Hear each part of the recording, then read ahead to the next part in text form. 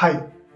பைபிளில் தாவீத அபிஷேகம் பண்ணும்போது தாவீதுடைய வயசு எத்தனை உங்களுக்கு தெரியுமா? தானியேல் பாபிலோனுக்கு சிறைப்பட்டு போனதுக்கு அப்புறமா ராஜாவினுடைய போஜனத்தினால் நான் என்னை தீட்டுப்படுத்த மாட்டேன், எனக்கு வெறும் வெஜிடபிள்ஸ் காய்கறிகள் மட்டும் சாப்பிட கொடுங்கன்னு சொல்லும்போது தானியேலுடைய வயசு என்னன்னு தெரியுமா? தாவீதுடைய வயசு அவன் அபிஷேகம் பண்ணப்படும் போது 12 முதல் 15 வயதுக்குட்பட்டு இருக்குன்னு சொல்லி வேத ஆராய்ச்சியாளர்கள் சொல்றாங்க.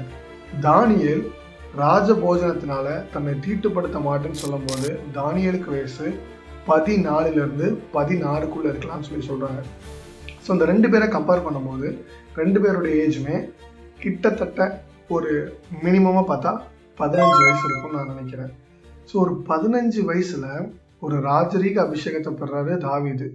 அதே 15 வயசுல தேவனுக்காக நான் சாப்பிட்ற உணவுல கூட நான் ரொம்ப உண்மையா இருக்கணும்னு சொல்லிட்டு தனக்கு கொடுக்கப்பட்ட ராஜ உணவை கூட வேண்டான்னு சொல்றாரு. ஸோ 15 வயசுல இவ்வளோ பெரிய ஒரு பொறுப்புக்குள்ள அவங்க அடியெடுத்து வைக்கிறதுக்காக தேவன் அவர்களை முன்குறித்திருக்கிறார். ஓகேவா?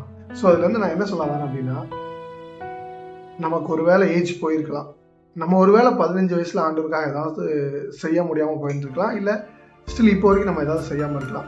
ஆனால் still you have some time. உங்களுக்கு இன்னும் நிறைய டைம் இருக்குது. கர்த்தர் நிச்சயமாய் உங்களையும் பயன்படுத்துவார்.